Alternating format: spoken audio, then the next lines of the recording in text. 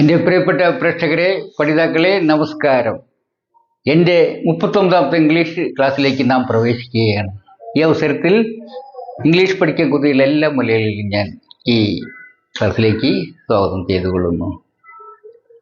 ഞാൻ വളരെ ആവേശത്തിലും വളരെ ഉദ്വേഗത്തിലുമാണ്. കാരണം എന്താണെന്ന് വെച്ചാൽ, നമ്മൾ ഒരു ലക്ഷ്യത്തോടെ എടുക്കും, നമുക്കൊരു വല്ലാത്തൊരു ആവേശം, അതുപോലെ തന്നെ ഉദ്യോഗം ഉണ്ടാവും, അല്ലേ? കാരണം അതിൻ്റെ വലിയൊരു ഇതാണ്. ഞാനൊരു 5-6 വർഷത്തിൻ്റെ ഒരു റിസർച്ച് എന്ന് പറയാവുന്ന കഠിനയജ്ഞത്തിൻ്റെ ഒടുവിൽ എങ്ങനെ നമുക്ക് ഇംഗ്ലീഷ് ഭാഷ എല്ലാ വാചകങ്ങളും എഴുതാനുള്ള സൂത്രം കൈപ്പിൽ ഒതുക്കാമെന്ന് കണ്ടെത്തി. ലക്ഷോപലക്ഷം വാചകങ്ങളുണ്ട് ഇംഗ്ലീഷിലെങ്കിലും 4 തരം വാക്യങ്ങൾ പഠിച്ചാൽ ഇംഗ്ലീഷ് വാക്യങ്ങൾ എഴുതാനുള്ള സൂത്രം നമുക്ക് കൈപ്പിടിലാവും എന്ന് പറഞ്ഞാൽ മിക്കവർക്കും വിശ്വസിക്കാൻ ആകില്ല. പക്ഷെ ഒരുപാട് മലയാള ഇംഗ്ലീഷ് വാചകങ്ങൾ നമ്മൾ കമ്പാരിറ്റീവ് സ്റ്റഡി നടത്തിയപ്പോൾ എനിക്കത് കണ്ടെത്താനായി. ചില ഗവേഷണ റിപ്പോർട്ടുകളും വായിച്ചപ്പോൾ എനിക്ക് അതൊന്നും കൂടിയും സിസ്റ്റമാറ്റിക്കായി ശാസ്ത്രീയമായിട്ട് അത് ചെറുതാക്കാനുമായി. അപ്പോൾ അതൊന്ന് പങ്കുവയ്ക്കുക എന്നുള്ള ലക്ഷ്യമാണ് എനിക്കുള്ളത്. അപ്പോൾ അതിന് നമുക്ക് കോപ്പ് കൂട്ടണം, അല്ലേ? എന്തൊരു കാര്യം ചെയ്യുമ്പോഴും നമ്മൾ അതിന് തന്നെ ഒരുക്കങ്ങൾ, സാമഗ്രികൾ ഒരുക്കിയെടുക്കണം. അല്ലെങ്കിൽ ഭയങ്കര ബുദ്ധിമുട്ടാണ്. കാരണം പെട്ടെന്ന് തന്നെ ഒരു സംഭവം ഉണ്ടായി നമുക്ക് എന്താ ചെയ്യേണ്ടതെന്ന് അറിയില്ല. ഇപ്പോൾ ഞാൻ ഒരു വീട്ടിൽ കയറി ഒരു പട്ടി ഓടിയേ വന്നു. എൻ്റെ കയ്യിൽ കടി കിട്ടിയെന്ന് വിചാരിച്ചു. കാരണം എന്താ, എൻ്റെ കയ്യിൽ വടിയില്ല, കൊടിയിലൊന്നുമില്ല. പക്ഷെ പെട്ടെന്ന് തന്നെ എൻ്റെ ബുദ്ധി ചോദിച്ചു, പെട്ടെന്ന് കാലും ചെരുപ്പൂരി അതിൻ്റെ മോന്തയ്ക്ക് ഒരു വീശിയപ്പോൾ അത് ഓടിപ്പോയി. അല്ലെങ്കിൽ തീർച്ചയായിട്ടും എന്നെ കടിച്ചു പൊളിക്കാൻ. അപ്പോൾ നമുക്ക് എന്തെങ്കിലും എല്ലാ കോപ്പ് സാമഗ്രിയും ഇവിടെ കയ്യിൽ വേണം, അല്ലേ? അപ്പോൾ അതിന് 4 എണ്ണമാണ് നമുക്ക് വാചകങ്ങൾ അത്യാവശ്യമുള്ളത് ആയിട്ടുള്ളത്. 4 സ്ലോട്ടുകൾ. അതിൽ നമ്മൾ 3 പഠിച്ചു കഴിഞ്ഞ് ഇനി ഒരെണ്ണങ്ങളെ നമ്മൾ പഠിക്കാനുള്ളൂ. അതും അതിലൊരു സ്വല്പം, ബാക്കിയൊക്കെ നമ്മൾ പറഞ്ഞു കഴിഞ്ഞതാണ്. അതേതാ സ്ലോട്ടെന്ന് ചോദിച്ചു കഴിഞ്ഞാൽ അഡ്ജക്റ്റീവ് സ്ലോട്ടിനെ കുറിച്ച് മാത്രമേ ഇനി പഠിക്കാനുള്ളൂ. അത് 90% പഠിച്ചു കഴിഞ്ഞു. ഒരല്പം കൂടി നമ്മൾ പഠിക്കാനുണ്ട്. വാസ്തവം പറഞ്ഞു കഴിഞ്ഞാൽ ഒരു റിവിഷനാണ് നമുക്കിനി ചെയ്യാനുള്ളത്. ഇപ്പം എന്തായാലും ആ അവസാനത്തെ ആ സ്ലോട്ട് പഠിക്കും മുമ്പ് ഒരു ഭക്ത്യാദരത്തോടെ നമുക്ക് അത് തുടങ്ങാം എന്നതിനാൽ നമുക്ക് ഒരു പ്രാർത്ഥനയോടെ ആരംഭിക്കാം. പിന്നെ ക്ഷമയില്ലാത്തവരും സമയമില്ലാത്തവരും ഒരു കാര്യം ചെയ്യണം, ഒരു 3.5 മിനിറ്റ് സ്കിപ്പ് ചെയ്ത് കാണുക.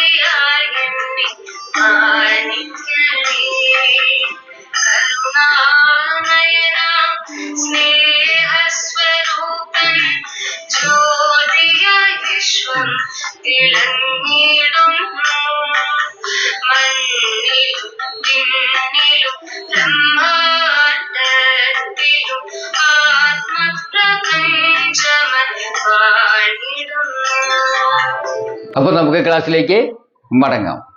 അപ്പം നമുക്ക് ഇനി പഠിക്കാനുള്ളത് അഥവാ അല്ലെങ്കിൽ റിവിഷൻ ചെയ്യാനുള്ളത് എന്താണ്? അഡ്ജക്റ്റീവ് സ്ലോട്ട് അല്ലേ? ഈ അഡ്ജക്റ്റീവ് സ്ലോട്ടിൽ എന്തൊക്കെയാ വരിക? നിങ്ങൾക്ക് ഇതുവരത്തെ അനുഭവം കൊണ്ട് നിങ്ങൾക്ക് തന്നെ പറയാനാകണം. നിങ്ങൾ ശരിക്കും ക്ലാസ്സിലെല്ലാം ഞാൻ പറഞ്ഞ പോലെ ശ്രദ്ധിച്ച് അതുപോലെ അഭ്യാസങ്ങളൊക്കെ ചെയ്തു വരികയാണെങ്കിൽ എന്തായിരിക്കണം? എന്തൊക്കെയാ വരിക? അതായത് ഒറ്റവാക്കായിട്ടുള്ള അഡ്ജക്റ്റീവ്സ് അല്ലേ? പിന്നെയോ ഫ്രേസുകളായിട്ടുള്ള അഡ്ജക്റ്റീവ്. ഫ്രേസിൽ പ്രധാനമായിട്ട് വരും എന്താണെന്ന് നമുക്കറിയാം.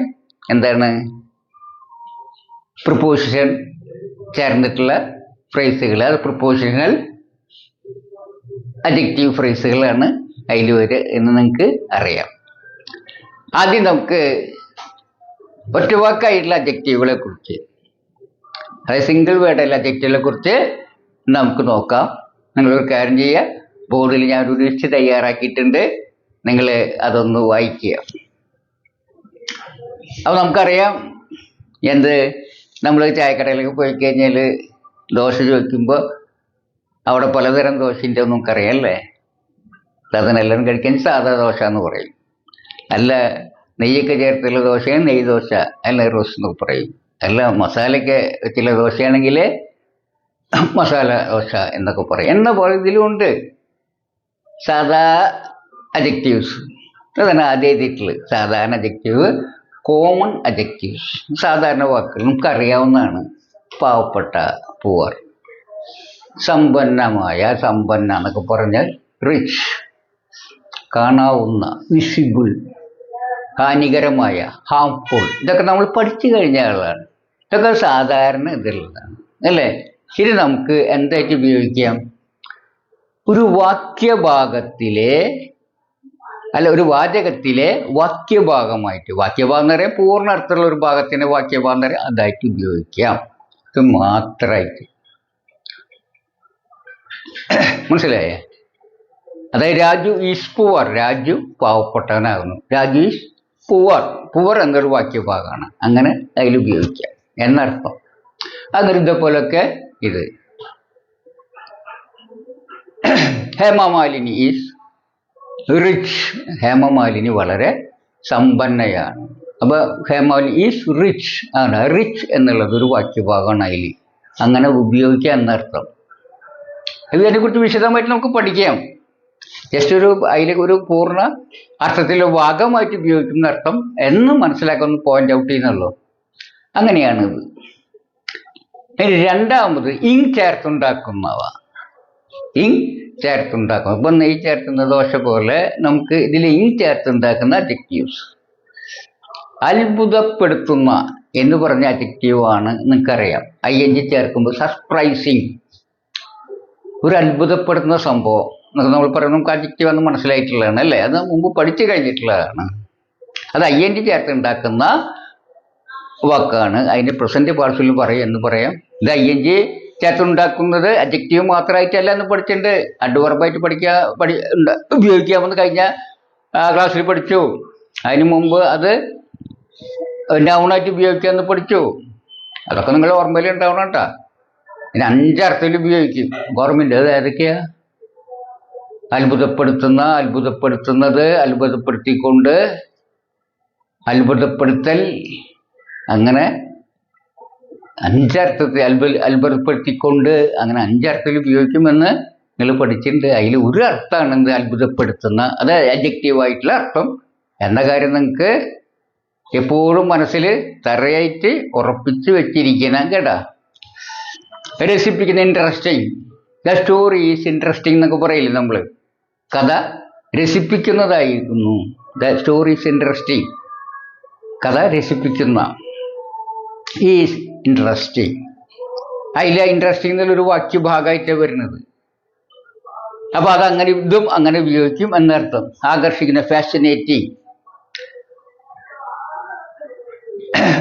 Toys R fascinating.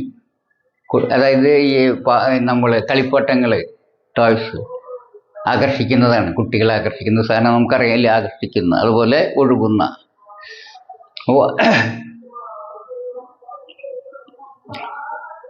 Water is flowing, വെള്ളം ഒഴുകുന്നതാകുന്നു. അങ്ങനെയൊക്കെ ഉപയോഗിക്കാം. അപ്പം അതിൽ അങ്ങനെയൊക്കെ ഉപയോഗിക്കുമ്പോൾ അതെങ്ങനെയൊക്കെയാണെന്ന് നമ്മൾ വാചകെഴുതാൻ പഠിക്കുമ്പോൾ വിശദമായിട്ട് പറയാം. എന്താ ഞാൻ ഇപ്പോൾ പറയുന്നത് എന്താണെന്ന് നിങ്ങൾ ഒരു കാര്യം മനസ്സിലാക്കണം. വാചകം എഴുതാനല്ല പഠിപ്പിക്കുന്നത്. ഇപ്പോൾ ഇതൊരു വാക്യഭാഗമായി വരും എന്ന് നിങ്ങൾക്ക് ബോധ്യപ്പെടുത്തുക എന്നത് മാത്രം ഇപ്പോൾ ചെയ്യുന്നത്. ഇപ്പോൾ അതിനാണ്. അപ്പോൾ ഇതൊരു വാക്യഭാഗ കോമണായിട്ടുള്ളത് അഡ്ജക്റ്റീവ് അങ്ങനെ ഉപയോഗിക്കും. ING ചേർത്തിട്ടുള്ള അഡ്ജക്റ്റീവ് അങ്ങനെ ഉപയോഗിക്കും. ഇനി മറ്റൊന്നാണ് ED ചേർത്തിട്ടുള്ള അഡ്ജക്റ്റീവ്സ്. മുറിവേൽക്കപ്പെട്ട,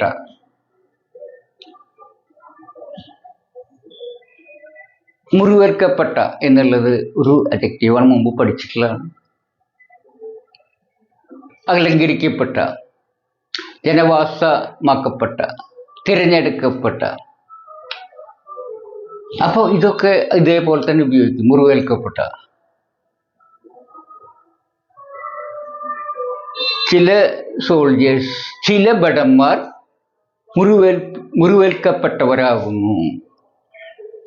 ചില ഭടന്മാർ മുറിവേൽക്കപ്പെട്ടവരാകുന്നു എന്നൊരു വാചകം, മുറിവേൽക്കപ്പെട്ട എന്ന ഭാഗം ഉണ്ടല്ലോ, അതിന് ഇംഗ്ലീഷാക്കുമ്പോൾ സം സോൾജേഴ്സ് ആർ വുണ്ടഡ് എന്ന് പറയും. Some soldiers are wounded. കണ്ട, ആ വുണ്ടഡ് എന്ന ഭാഗം ഒരു വാക്യഭാഗമാണ്. അത് ആകുന്ന ആര്? മുറിവേൽക്കപ്പെട്ടവരാകും അർത്ഥത്തിലാണ് അത് ഉപയോഗിക്കുന്നത്. അപ്പോൾ ഇതൊരു വാക്യഭാഗത്തിലെ, ഒരു വാചകത്തിലെ വാക്യഭാഗമായി വരാമെന്നതും അങ്ങനെ ഉപയോഗിക്കും. ഇക്കാര്യം നിങ്ങൾ മനസ്സിൽ ഉറപ്പിക്കണം.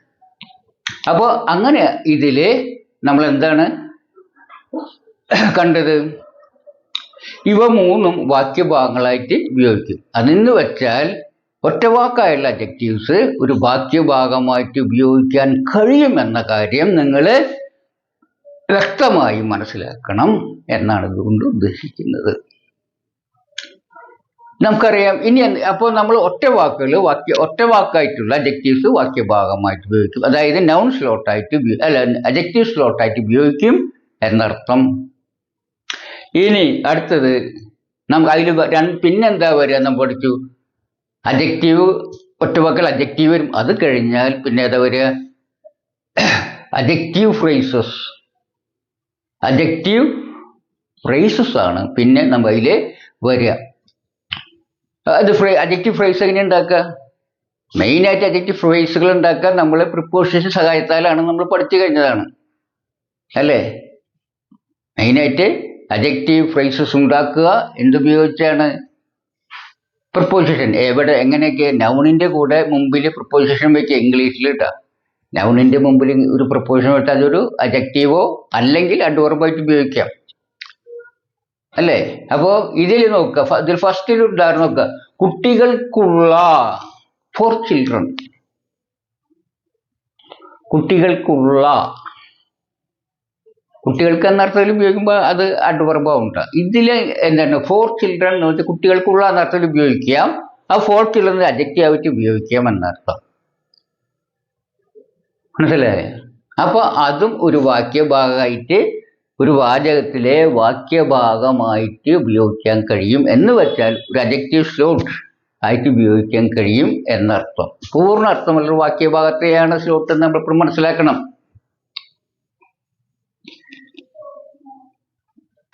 അപ്പോൾ ഉദാഹരണം പറയാം, ഒരു കുട്ടികൾക്ക് വേണ്ടി ഒരു പാർക്കുണ്ട് വിചാരിക്കുക. അപ്പോൾ നമുക്ക് ആ പാർക്ക് ഇങ്ങനെ നമ്മൾ പറയാറുണ്ടല്ലേ, ഇത് ഈ പാർക്ക് കുട്ടികൾക്കുള്ളതാണ്, കുട്ടികൾക്ക് വേണ്ടിയുള്ളതാണ്. അപ്പോൾ ഇങ്ങനെ പറയാം, this park is for children. This park is for children എന്ന് പറയുമ്പോൾ ഈ പാർക്ക് കുട്ടികൾക്ക് വേണ്ടിയുള്ളതാണ്, കുട്ടികൾക്കുള്ളതാണ് അർത്ഥം. അതുകൊണ്ട് ആ ദിസ് പാർക്ക് ഈസ്, പിന്നെ എന്താണ് അതിൽ പറയുന്നത്? For children. അതൊരു പൂർണ്ണാർത്ഥത്തിൽ വാക്യഭാഗമായിട്ട് അതിൽ ഉപയോഗിക്കപ്പെട്ടിരിക്കുന്നു.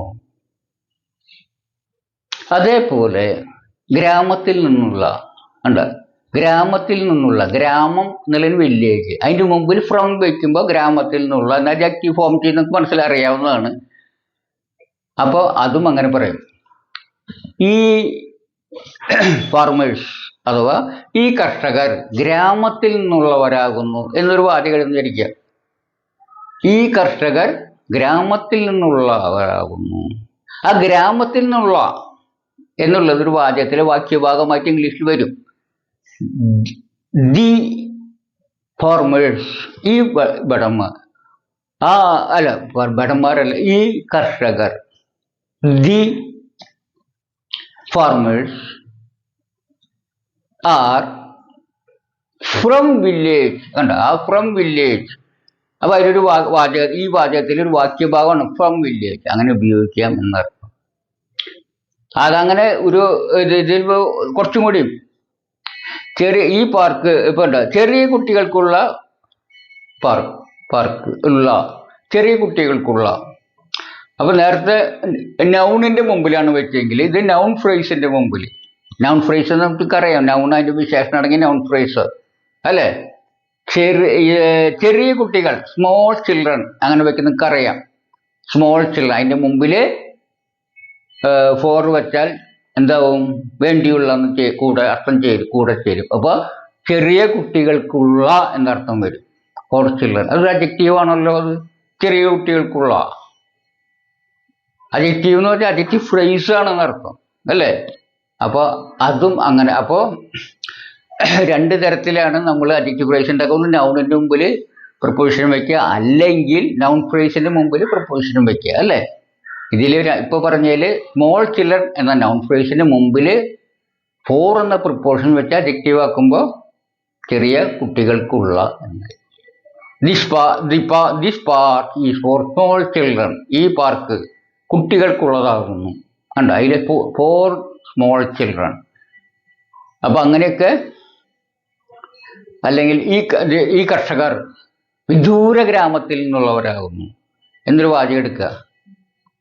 വിദൂര ഗ്രാമത്തിൽ നിന്നുള്ള, വിദൂര ഗ്രാമം എന്താ, ഡിസ്റ്റന്റ് വില്ലേജ്, വിദൂര ഗ്രാമത്തിൽ നിന്നുള്ള. അപ്പൊ എന്താ, നിന്നുള്ള എന്നുള്ളതിന് ഫ്രം. അപ്പൊ from distant village, the farmers are from distant village, അങ്ങനെ വരും. അപ്പൊ അങ്ങനെ വരുമ്പോൾ അപ്പൊ നമ്മൾ ഇതൊക്കെ എന്തായിട്ട് ഉപയോഗിക്കാം, വാക്യ ഭാഗമായിട്ട് അല്ല അഡ്ജക്റ്റീവ് സ്ലോട്ടായിട്ട് ഉപയോഗിക്കാം എന്നർത്ഥം. അപ്പൊ ഇതൊക്കെ ഇത്രയാണ് നമുക്ക് റിവിഷനായിട്ട് പറയാറുള്ളത്. ഇതല്ലാതെ ഇവയ്ക്ക് വേറെ തരം വിശേഷണങ്ങളും വരും.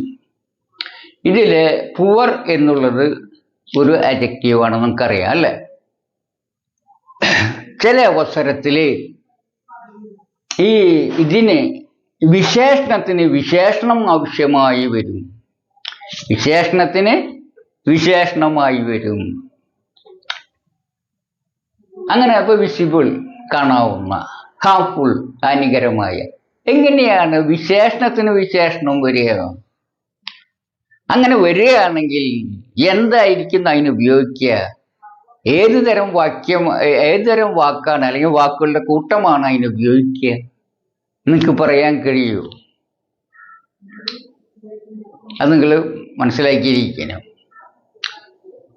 ഇപ്പോ ഈ പുവർ എന്നതിന് വിശേഷണം വരാം, വിസിബിൾ എന്നതിന് വിശേഷണം വരാം, ഹാർംഫുൾ എന്നതിന് വിശേഷണം വരാം. അങ്ങനെ ഒരു വിശേഷണം പറഞ്ഞ സാഹചര്യത്തിൽ അതിന് ഏതുതരം വാക്കായിരിക്കും ഉപയോഗിക്കുക, അല്ലെങ്കിൽ വാക്കുകളുടെ കൂട്ടമായിട്ടായിരിക്കും ഉപയോഗിക്കുക? ഇതാണ് നമുക്കൊന്ന് കണ്ടെത്താനുള്ളത്. മനസ്സിലായേ? എപ്പോഴാണ് വിശേഷണത്തിന് വിശേഷണം വേണ്ടി വരിക? അതറിയും നിങ്ങൾക്ക്. ചില സന്ദർഭത്തിൽ അങ്ങനെ ആവശ്യമായി വരും. നിങ്ങൾക്ക് അത് ലൈവായിട്ട് വേണമെങ്കിൽ ഞാൻ കാണിച്ചു തരാം എപ്പോഴാണ് ആവശ്യമായി വരിക എന്നുള്ളത്. അപ്പോഴാണ് ചില നമ്മൾ സംസാരത്തിന് ക്ലാരിറ്റി വരുള്ളൂ, കമ്മ്യൂണിക്കേഷൻ സുതാര്യമാകുള്ളൂ, വ്യക്തമാകുകയുള്ളൂ. അപ്പൊ നമുക്ക് എപ്പോഴാണ് അത് വരിക എന്നറിയാം. അതിന് നമുക്ക് നോക്കുകയാണെങ്കിൽ നമ്മളിപ്പോ സ്വർണ്ണ ചെയിനൊക്കെ ഇടും അല്ലേ, സുന്ദരികൾക്ക്, സ്ത്രീകൾക്ക്. അവിടെ ആ സൗന്ദര്യത്തിന് മാറ്റുകൂട്ടാൻ നമ്മൾ എന്ത് ചെയ്യും? സ്വർണ്ണ മാല ധരിക്കും ഇല്ലേ? അപ്പോൾ അവിടെ വിശേഷത വരുത്താനാണ് അവർക്ക് എതിര്. സ്ത്രീകൾക്ക് വിശേഷത വരുത്താനാണ് സ്വർണ്ണമാല അല്ലേ, അതിൻ്റെ ഒന്നും അവരുടെ ഭംഗി കൂട്ടാൻ അല്ലേ. ആ വിശേഷണമായ അവരുടെ വിശേഷതയായ സ്വർണ്ണച്ചെയിന് വീണ്ടും ഒന്ന് ഭംഗി കൂട്ടണം എന്ന് വെച്ചാൽ എന്ത് ചെയ്യും? ആ മുത്തുകളും രക്തങ്ങളൊക്കെ അതിൽ വെച്ച് ഒന്നിനും ഭംഗി കൂട്ടും. എന്ന പോലെ വിശേഷതയ്ക്ക് വിശേഷത വരുത്തുക എന്ന പോലെ തന്നെയാണ് നമുക്ക് വാക്കുകളിലും വിശേഷതയായ വാക്കുകളാണ് ഇതൊക്കെ. ആ വിശേഷത വീണ്ടും ഒരു വിശേഷത വരുത്തുകയാണ് നമ്മൾ ചെയ്യുന്നത്. അതിന് എന്താണെന്ന് നമുക്ക് നോക്കാം. ഇനി നമുക്ക് ഈ നാമാവിശേഷണങ്ങളുടെ വിശേഷണം, അതായത് അഡ്ജക്റ്റീവിന്റെ വിശേഷണം എന്താണെന്ന് നോക്കാം. അങ്ങനെ ഏതൊരു സാഹചര്യത്തിലാണ് ഇത് വരിക നമുക്കൊന്ന് നോക്കാം. ഒരു ലൈവായിട്ട് ഒരു എക്സാമ്പിൾ നമുക്ക് നോക്കാം. ഇവിടെ ഇപ്പം മേശപ്പുറത്ത് നിങ്ങളൊരു കടലാസ് ബോക്സ് കാണുന്നില്ലേ? അത് ചെറുതാണോ വലുതാണെന്ന് ചോദിച്ചാൽ നിങ്ങൾക്ക് അറിയാൻ പറ്റുമോ? അത് നമുക്ക് പറയാൻ പറ്റില്ല. ചെറുതാണോ വലുതാണോ എന്ന് എങ്ങനെ പറയാ? എങ്ങനെയാണ് ചെറുതാണോ വലുതാണോ എന്ന് പറയാൻ പറ്റുക? ചെറുതാണോ വലുതാണോ എന്ന് പറയണമെങ്കിൽ നമുക്ക് എന്ത് വേണം? കമ്പയർ ഒന്ന് വേണം അല്ലേ? ഇപ്പൊ ഇങ്ങനെ ഒരു വെച്ചു, ഇപ്പൊ നിങ്ങൾക്ക് പറയാം ഇത് വലിയതും ഇത് ചെറുതാണ് അല്ലേ? ഒന്ന് വലിയ പെട്ടി, ഒന്ന് ഇപ്പൊ ചെറുതാണത്, ഇത് വലുതാണ് അല്ലേ? അപ്പൊ ഇതിനെ നമുക്ക് വലിയ പെട്ടി എന്ന് പറയും. അത് പെട്ടിയുടെ കൂടെ ഒരു വിശേഷം ചേർത്ത് വലിയ എന്ന വിശേഷം ചേർത്ത് പറയും. ഇതിന്റെ കൂടെ ചെറിയ എന്ന വിശേഷം ചേർത്ത്. അപ്പൊ നമുക്ക് തിരിച്ചറിയാം. ചെറിയ പെട്ടി വെച്ച് ഇതാണെന്ന് അറിയാം, വലിയ പെട്ടി വെച്ച് ഇതാണെന്ന് അറിയാം അല്ലേ? അപ്പൊ നിങ്ങൾക്ക് ഇതിലൊരു പെട്ടെന്ന് ഈ പെട്ടി കണ്ടപ്പോൾ ഒരു കൊതി തന്നു. എന്നെ ഒരു മാഷോട് ചോദിക്കണം, ഇതിലൊരു ഈ തൊട്ട പെട്ടി നിങ്ങൾക്ക് വേണമെന്ന് വിചാരിക്കുക. അപ്പൊ ഞാൻ ഈ ഇതുമ്മ തൊട്ടു, ഈ തൊട്ട പെട്ടി നിങ്ങൾക്ക് വേണമെങ്കിൽ അതിന് നിങ്ങൾ എന്നെ എടുത്ത് വെക്കുക. പക്ഷെ ആ വലിയ പെട്ടി ഒന്ന് എനിക്ക് തരുമോ അല്ലേ? വലിയ പെട്ടി എന്ന് ചോദിക്കും.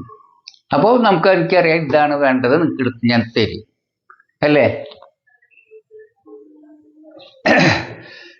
അപ്പോ അത് വിശേഷം ചേർക്കുമ്പോൾ തിരിച്ചറിവ് കൂടും എന്ന കാര്യം മനസ്സിലായി. മുമ്പൊക്കെ വിശദീകരിച്ച് തന്നിട്ടുള്ളതാണത്. എന്നാൽ ചിലപ്പം ഈ വലിയ എന്നൊരു വിശേഷണം പോരാതെ വരുന്നൊരു സന്ദർഭമുണ്ട്. ഉദാഹരണം പറയുകയാണെങ്കിൽ, ഞാൻ ഈ പെട്ടി നോക്കി, ഒരു വലിയൊരു കടലാസ് പെട്ടി ഇവിടെ വെച്ചിട്ടുണ്ട് ഇപ്പോൾ ഇല്ലേ? 3 കടലാസ് പെട്ടിയാണ്. ഇത് വലിയ പെട്ടി എന്ന് പറഞ്ഞാൽ പറ്റുമോ ഇതിനെ? കാരണം എന്താ? ഇതിനെ നമ്മൾ വലിയ പെട്ടി എന്ന് പറഞ്ഞു, ഇത് ചെറുത്, ഇത് വലുത്. അപ്പൊ ഇതിനെ സൂചിപ്പിക്കാൻ എന്ത് വേണം? പെട്ടി എന്ന് തന്നെ പറഞ്ഞ, വലിയ പെട്ടി എന്ന് പറഞ്ഞത് തന്നെ ശരിയാവില്ലേ അല്ലേ? എന്തു പറയണം? അപ്പൊ നമുക്ക് ചായക്കൊക്കെ നമ്മൾ ചായക്കടയിൽ ചായ കുടിക്കുമ്പോൾ പറയും കടുപ്പം പോരാന്ന് ചിലപ്പോൾ പറയും, കടുപ്പം കുറച്ച് വേണ്ട എന്നൊക്കെ പറയില്ലേ? എന്ന പോലെ ഈ വലിയ എന്ന വിശേഷം അല്പം കടുപ്പം വേണം. അപ്പൊ നമുക്ക് പറയാം, ഇതിലെന്താ പറയാം? ഇപ്പൊ വളരെ വലിയ പെട്ടി, ആ വളരെ വലിയ പെട്ടിയില്ലേ എന്ന് പറഞ്ഞാൽ നമുക്ക് എന്ത് മനസ്സിലായി? ഈ പെട്ടിയാണെന്ന് മനസ്സിലായി. പക്ഷെ ആ വളരെ വലിയ പെട്ടിയില്ലേ, അതൊന്ന് തരുമോ എന്ന് ചോദിച്ചു കഴിഞ്ഞാൽ എനിക്ക് ഇതെടുത്ത് തരാൻ കഴിയും. അപ്പൊ വളരെ എന്നുള്ളത് എന്താണ്? വലിയ എന്നതിനെ ഒന്നും കൂടി വിശേഷിപ്പിക്കാൻ, ആ വലിയ എന്ന വിശേഷണം ഒന്നും കൂടി കടുപ്പം കൂട്ടാനാണ് എന്ത് ചേർത്തിട്ടുള്ളത്? വളരെ എന്ന് ചേർത്തിട്ടുള്ളത്. അപ്പൊ അതെന്താണ്? വലിയ എന്ന വിശേഷണത്തിന്റെ അഥവാ അഡ്ജക്റ്റീവിന്റെ മോഡിഫൈ ചെയ്യുന്ന, അത് വിശേഷിപ്പിക്കുന്ന പദമാണ്. അതെക്കുറിച്ച് സംശയം എനിക്ക്. ഈ സംശയം വന്നാൽ അത് ഈ വളരെ എന്നുള്ളത് ശരിക്ക് വലിയ എന്ന വാക്കിന് തന്നെ വിശേഷണമാണോ? അത് പെട്ടിയുടെ വിശേഷണമാണോ? പെട്ടി എന്ന നാമത്തിന്റെ വിശേഷണം സംശയം വരികയാണെങ്കിൽ ആ നാമത്തോട് ചേർത്ത് പറഞ്ഞു നോക്കിയാൽ മതി. വളരെ പെട്ടി നമ്മൾ പറയൂ? ഇല്ലല്ലോ. ഒരു ലയയില്ലേ അല്ലേ? ഒരു സുഖമില്ലേ? എന്തോ ഒരു നമുക്ക് ഒരു സുഖമില്ലായ്മ, ഒരു അസ്വസ്ഥത തോന്നും അല്ലേ അങ്ങനെ പറയുമ്പോൾ? കാരണം ചേർത്തില്ലായ്മ. ആ എന്താ വെച്ചാൽ വലിയ നിന്റെ ചേർത്ത് എൻ്റെ കൂടെ ഇത് ചേർത്ത് പറഞ്ഞേക്ക് വളരെ എന്നുള്ളത് വളരെ വലിയ അവ ചേരുന്നുണ്ട് അല്ലേ? ഒരു ഇതുണ്ട്. അപ്പൊ ശരിക്കും പറഞ്ഞാല് വളരെ എന്നുള്ളത് ഏതിനോട് കൂടിയിട്ടുള്ള ഏതിന്റെ വിശേഷണമാണ്? വലിയ എന്നുള്ളത്. ഉറപ്പായല്ലോ. അപ്പൊ നമുക്കൊരു കാര്യം ഉറപ്പായി. എന്തുറപ്പായി? വളരെ എന്നുള്ളത് വലിയ എന്ന അഡ്ജക്റ്റീവിന്റെ വിശേഷണമാണ്. അത് മോഡിഫൈ ചെയ്യുന്ന വാക്കാണ്.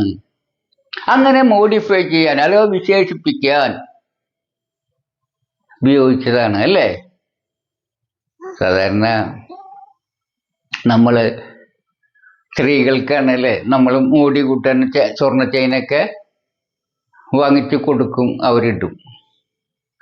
അപ്പോൾ ഈ സ്വർണ്ണ ചെയിൻ എന്താ ചെയ്യുന്നത്? സ്ത്രീകളുടെ സൗന്ദര്യം കൂട്ടും അല്ലേ? അപ്പോൾ അതിന് വിശേഷത കൂട്ടാൻ, സ്ത്രീകളുടെ സൗന്ദര്യത്തിന് വിശേഷത കൂട്ടാനാണ് എന്ത്? ഈ സ്വർണ്ണ ചെയിൻ അല്ലേ? ആ സ്വർണ്ണ ചെയിൻ്റെ വിശേഷത കൂടെ നമ്മൾ അതിൽ എന്ത് ചെയ്യും, മുത്തുകൾ അല്ലെങ്കിൽ വജ്രമൊക്കെ ഒഴിച്ച് അതിനൊന്നും കൂടിയും ഭംഗി വരുത്തും അല്ലേ. എന്ന പോലെയാണ് എന്ത് വിശേഷണത്തിൻ്റെ വിശേഷണത്തിന് ഒരു വിശേഷണം കൊടുക്കുക. അങ്ങനെ കൊടുക്കുന്നൊരു വാക്കാണ് ഈ മുത്തുകൾ പോലെയുള്ള അല്ല വജ്രം പോലെയുള്ള ഒരു വാക്കാണ് ഈ വളരെ എന്നുള്ളത്. അതായത് വലിയ എന്ന വിശേഷണത്തിൻ്റെ വിശേഷണം. അങ്ങനെ ഏത് തരം പദമാണത്? അതാണ് നമുക്ക് നോക്കാനുള്ളത്. അത് നമുക്ക് ഉറപ്പായി അത് അഡ്ജക്റ്റീവിൻ്റെ വിശേഷണമല്ല, അഡ്ജക്റ്റീവിൻ്റെ വിശേഷണമാണെന്ന് മനസ്സിലായി, നൗണിൻ്റെ അല്ല. അപ്പോൾ ആ വാക്ക് എന്ത് വാക്കാണ് എന്ന് നമുക്ക് അടുത്തായിട്ട് കണ്ടുപിടിക്കണം. ആ വിശേഷണത്തിൻ്റെ വിശേഷണം, അതായത് അഡ്ജക്റ്റീവിൻ്റെ വിശേഷണം ക്രിയാവിശേഷണമാണ്. വിശേഷണത്തിൻ്റെ വിശേഷണം നാമവിശേഷണം ആയിക്കോട്ടെ, ക്രിയാവിശേഷണം എന്താ വിശേഷണത്തിൻ്റെ വിശേഷണമായി ഉപയോഗിക്കുക. എന്താണ്? ക്രിയാവിശേഷണമാണ്. എങ്കിൽ വളരെ എന്നുള്ളത് എന്തായിരിക്കണം? ക്രിയാവിശേഷണം ആയിരിക്കണം. വളരെ എന്നുള്ളത് ക്രിയാവിശേഷണമാണ്. അത് വ്യക്തമാക്കാൻ ഞാൻ ഒരു ഉദാഹരണങ്ങളും നിങ്ങൾക്ക് തരാം. ഉദാഹരണം പറഞ്ഞു തരുമ്പോൾ നമുക്കത് ക്ലിയർ ആവും. ഓക്കെ, നിങ്ങൾ ബോർഡിലേക്ക് നോക്കുക. ഞാൻ 2 വാക്കുകൾ എഴുതിയിട്ടുണ്ട്. ഇത് നിങ്ങൾക്ക് വായിക്കാനായിട്ട് പറ്റുന്നുണ്ടോ? ഇത് വായിച്ചേ. എന്നാ വായിച്ചേ? അഡ്ജക്റ്റീവ് അല്ലേ, അഡ്ജക്റ്റീവ്. നിങ്ങൾക്ക് അത് വായിക്കാൻ പറ്റുന്നുണ്ട് അല്ലേ? നിങ്ങൾക്ക് കാണാൻ പറ്റില്ലേ? അത് കാണാൻ പറ്റുന്നുണ്ട് അല്ലേ? അത് കാണാൻ പറ്റുന്ന ആണ്. അപ്പൊ നമ്മൾ പറയുന്നത് കാണാൻ പറ്റുന്ന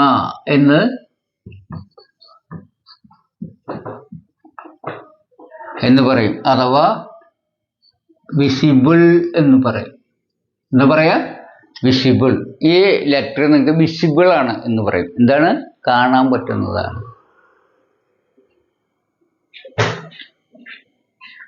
മനസ്സിലായ? ഇത് വ്യക്തമായി കാണാൻ പറ്റുന്നത് ആണ്. അതേസമയത്ത് ഇതാണെങ്കിലോ നിങ്ങൾക്ക് വ്യക്തമായി കാണണ്ട ഇല്ല.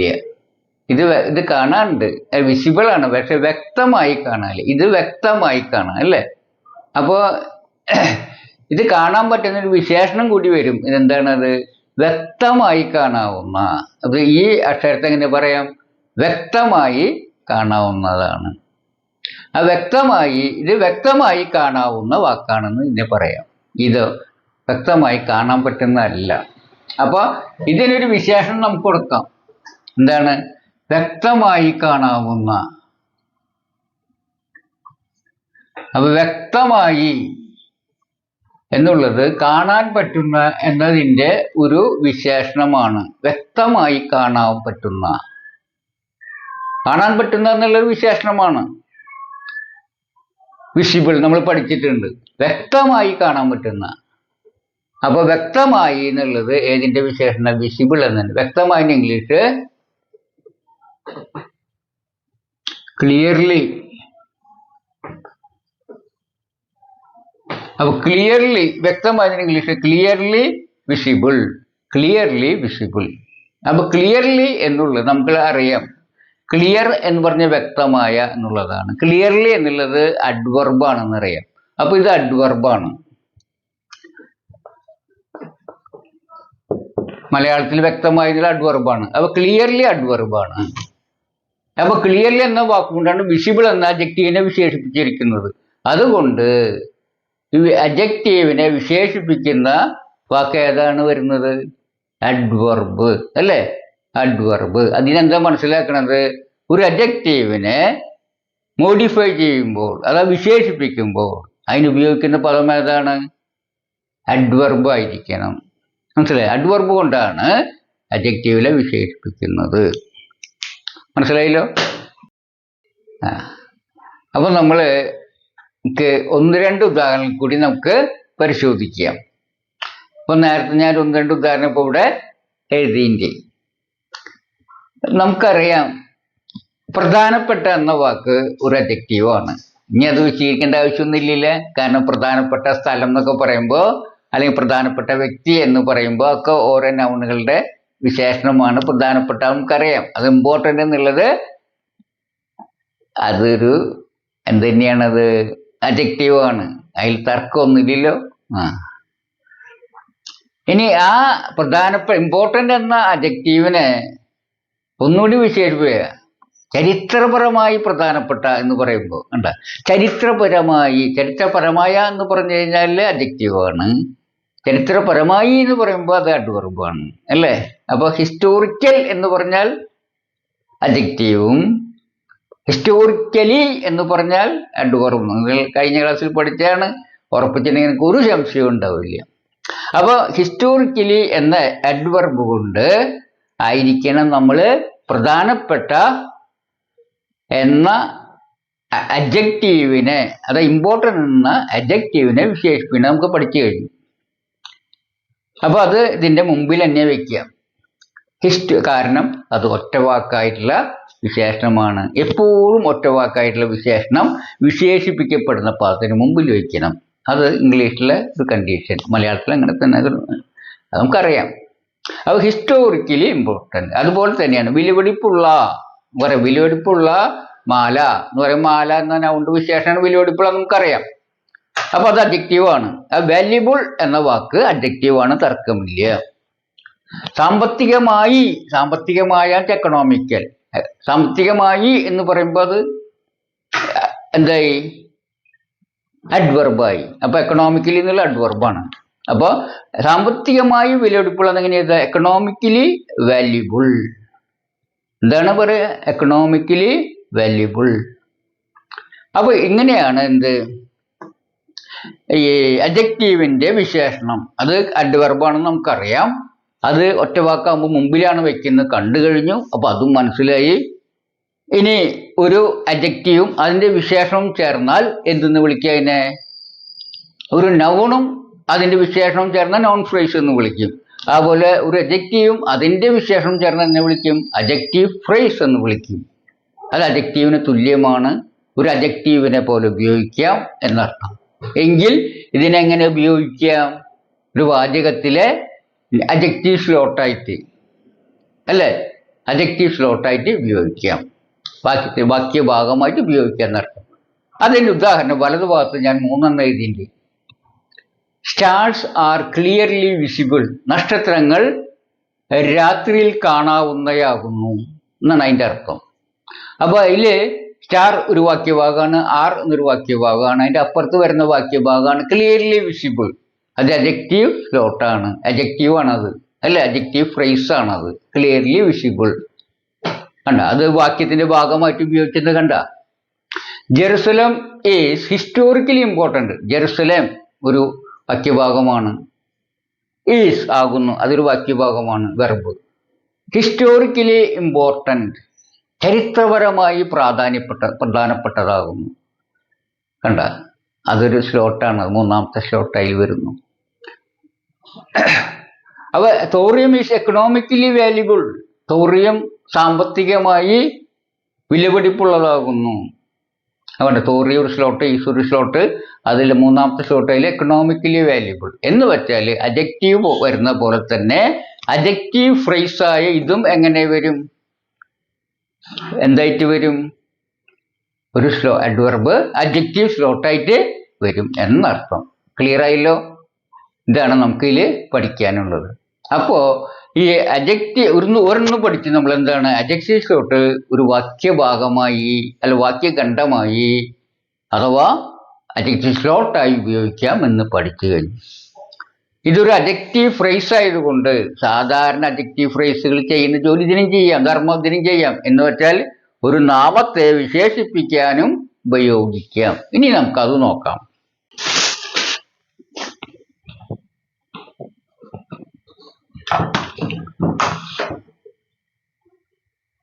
ഇനി നമുക്ക് അഡ്ജക്റ്റീവായിട്ട്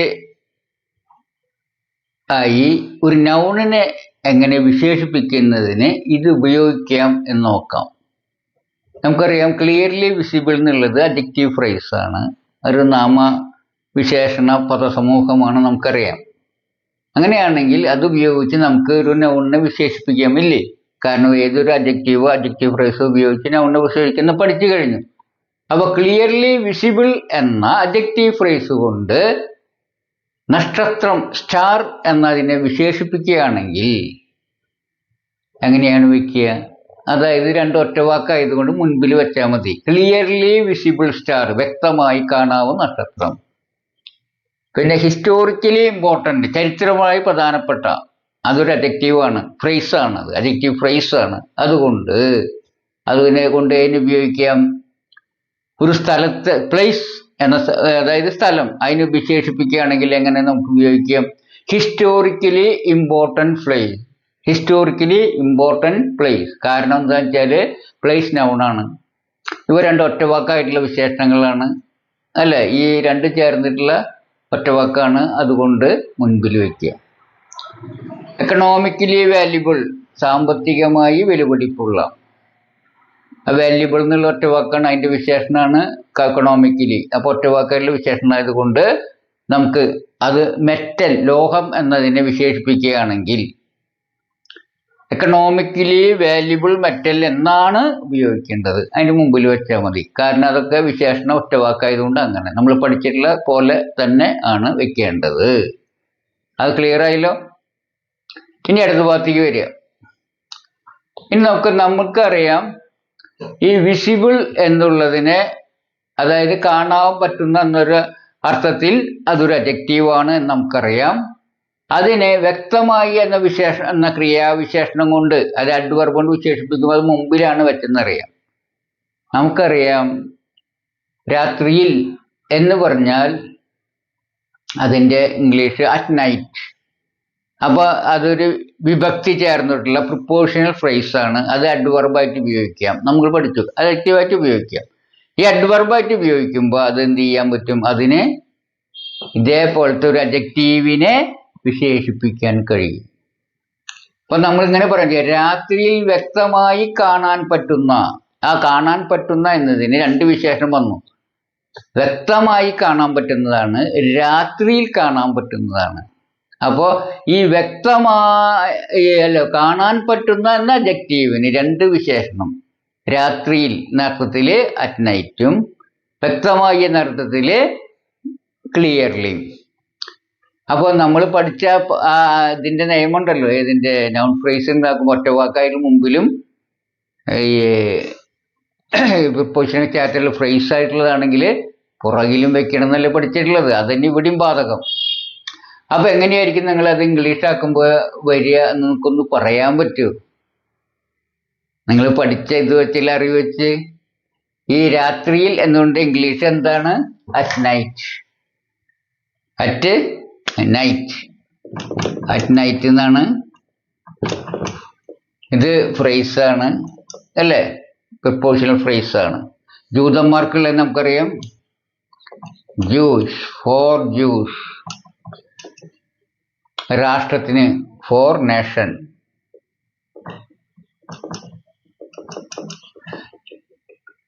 അപ്പൊ നമ്മൾ ഇത് ഇംഗ്ലീഷിലാക്കുമ്പോൾ എങ്ങനെയായിരിക്കും വെക്കാന്നറിയോ? Clearly visible. ഇതെന്താ ക്ലിയർലി വിസിബിൾ? ഈ രാത്രിയിൽ നിന്നുള്ളത് ഈ ഇതായ കാരണം ഇത് വിസിബിളിന്റെ ബാക്കിലാണ്. ഇത് വിസിബിൾ ആണ് എന്താ അഡ്ജക്റ്റീവ്, അതിന്റെ വിശേഷണം ഇതൊരെണ്ണം. പക്ഷെ ഇതായ കാരണം എന്ത് വേണം എന്ന് വെച്ചാൽ ഇതിപ്പുറ ബാക്കിലെ വെക്കുക, അറ്റ് നൈറ്റ്. അന്ന് മുമ്പ് പഠിച്ച പോലെ ക്ലിയർലി വിസിബിൾ അറ്റ് നൈറ്റ്, അങ്ങനെയാണ് വെക്കുക. രാത്രിയിൽ കാണാവുന്ന. ഇപ്പൊ radium is clearly visible at night. Radium രാത്രിയിൽ വ്യക്തമായി കാണാൻ പറ്റുന്നതാണ്. Radium is clearly visible at night. ഉണ്ട്. അപ്പൊ ക്ലിയർലി വിസിബിൾ അറ്റ് നൈറ്റ് എന്ന് വെച്ചാൽ ഇതൊരു അഡ്ജക്റ്റീവ്, അതിന് ഒരു ക്രിയാവിശേഷണം മുമ്പിൽ, ഒരു ക്രിയാവിശേഷണം ബാക്കിൽ. ഇത് ഫ്രേസായ കാരണം ബാക്കിൽ, ഒറ്റവാക്കാരും മുമ്പിൽ. അതന്നെ ഇതിൽ. അങ്ങനെയാണെങ്കിൽ ഇതെങ്ങനെ വരും? ജൂതന്മാർക്ക് ചരിത്രപരമായി പ്രധാനപ്പെട്ട, അതായത് ഹിസ്റ്റോറിക്കലി ജൂതന്മാർക്ക് ഫോർ ജ്യൂസ്. അപ്പൊ എങ്ങനെയായിരിക്കും നമുക്ക് അത് ഈ ഇമ്പോർട്ടൻ്റ് ആണ് എന്ത് അഡ്ജക്റ്റീവ് അല്ലേ, ഇതാണ് അഡ്ജക്റ്റീവ്. അതിന് ഹിസ്റ്റോറിക്കലി എന്നൊരു വിശേഷണം ഉണ്ട്. ഇനിയൊരു വിശേഷണം എന്തുകൊണ്ട് ഇതിൻ്റെ ഇമ്പോർട്ടൻ്റ് ഹിസ്റ്റോറിക്കലി ജൂതന്മാർക്ക്, അതെവിടെയായിരിക്കും വെക്കുക? For Jews. അതുപോലെ സാമ്പത്തികമായി വിലപിടിപ്പുള്ള ആർക്ക്? അത് എക്കണോമിക്കലി വാല്യുബിൾ രാഷ്ട്രത്തിന്. അപ്പൊ ഇതിന് രണ്ട് വിശേഷണം ഉണ്ട് അല്ലേ? ഇതിൽ പ്രധാനപ്പെട്ട എന്നുള്ളതിന് ഒരു വിശേഷണം ചരിത്രപരമായി എന്നും ഒരു വിശേഷണം ഫോർ ജ്യൂസ് എന്നും. ഒറ്റവാക്കായിട്ടുള്ള വിശേഷണം ഹിസ്റ്റോറിക്കലി ആയ കാരണം അത് മുമ്പിൽ വെച്ചു. ജൂതന്മാർക്ക് എന്നുള്ളത് പ്രിപ്പോഷനിൽ ഇറങ്ങിയ കാരണം അത് ബാക്കിൽ വെച്ചു. അതുപോലെ ഇതെങ്ങനെയായിരിക്കും വരിക?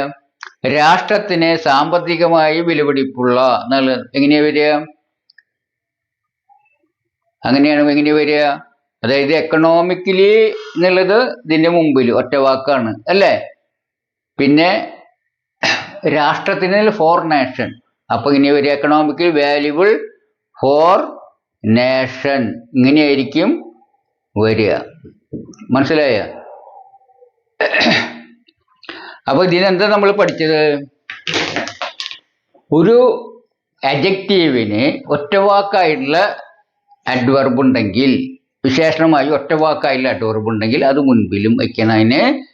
അതേപോലെ പ്രിപ്പോഷൻ എടുത്തിട്ടുള്ള ഒരു അഡ്വർബ് കൊണ്ട് അതിനെ വിശേഷിപ്പിക്കുകയാണെങ്കിൽ അത് അതിൻ്റെ പുറകിലും വയ്ക്കണം. ഒന്ന് മുമ്പിൽ ഒന്ന് പിന്നിൽ. മുന്നിൽ ഒറ്റവാക്കും, ബാക്കിൽ എന്ത് വയ്ക്കണം? പ്രൈസ് ആയിട്ടുള്ള അഡ്വർബും വെക്കണം. അപ്പോൾ ഇതിലിപ്പോൾ നോക്കുക, എക്കണോമിക്കലി വാല്യുബിൾ ഫോർ നേഷൻ എന്ന് പറഞ്ഞാൽ ആ വാല്യുബിൾ എന്നതിന് എക്കണോമിക്കലി എന്നുള്ളത് വാക്ക് മുന്നിലും വെച്ചിട്ടുണ്ട്, നേഷൻ എന്നുള്ളതിന് ഫോർ നേഷൻ എന്നുള്ളത് പുറകിലും വെച്ചിട്ടുണ്ട്. മനസ്സിലായി? അപ്പൊ ഇങ്ങനെ അർത്ഥം എടുക്കാൻ വെച്ചാൽ പുറകിലത്തെ അർത്ഥം ആദ്യം എടുക്കുക, പിന്നെ ഫ്രണ്ടിലേക്ക് വരും, പിന്നെ നടുക്കിലത്തെ അർത്ഥം പറയുക. അത് നമ്മൾ മുമ്പ് പഠിച്ച അതേ രീതി തന്നെ. Economically valuable four nation. അപ്പൊ ഇതും ഇങ്ങനെ ഒരു അഡ്ജക്റ്റീവിന് ഫ്രണ്ടിലും ബാക്കിലും വിശേഷണം ഉണ്ടെങ്കിൽ ആ അഡ്ജക്റ്റീവും അതിൻ്റെ എല്ലാ വിശേഷണം ചേർന്നിട്ടുള്ളതും എന്ത് തന്നെയാണ്? അഡ്ജക്റ്റീവ് ഫ്രേസ് ആണ്. ആ അഡ്ജക്റ്റീവ് ഫ്രേസ് എങ്ങനെയാണ് ഉപയോഗിക്കുക വാചകത്തിൽ? ഇതേപോലെ തന്നെ. ഏതുപോലെ തന്നെ ഉപയോഗിക്കുക? ഒരു അഡ്ജക്റ്റീവ് എന്ന പോലെ ഉപയോഗിക്കുന്നത് നമ്മൾ നേരത്തെ പറഞ്ഞില്ലേ? അതായത് ഒരു വാക്യ ഭാഗമായിട്ട് അഡ്ജക്റ്റീവ് ഷോർട്ടായിട്ട് ഉപയോഗിക്കാം.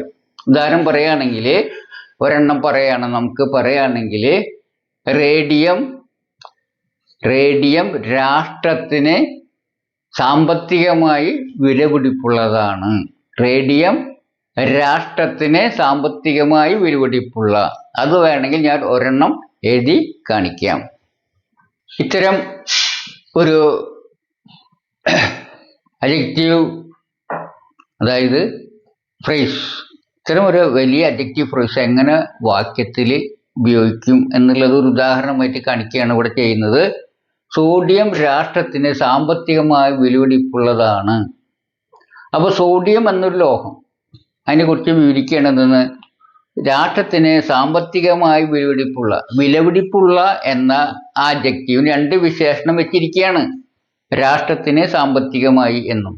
അപ്പോൾ അതിൻ്റെ നമ്മൾ പഠിച്ചു കഴിഞ്ഞു. വിലപിടിപ്പുള്ള എന്നതിന് ഒറ്റവാക്കായിട്ടുള്ളൊരു വിശേഷണവും അതുപോലെ തന്നെ ഫ്രേസ് ആയിട്ടുള്ളൊരു വിശേഷണം ഉള്ളത് കൊണ്ട് അതൊന്നും വിശേഷണം ബാക്കിലും ഒന്നും ഫ്രണ്ടിലും വെക്കണം നമ്മൾ പഠിച്ചു. അങ്ങനെ രാഷ്ട്രത്തിന് സാമ്പത്തികമായി വിലപിടിപ്പുള്ള എന്നതിൻ്റെ English economically valuable four nation ആണെന്ന് നമ്മൾ കണ്ടു.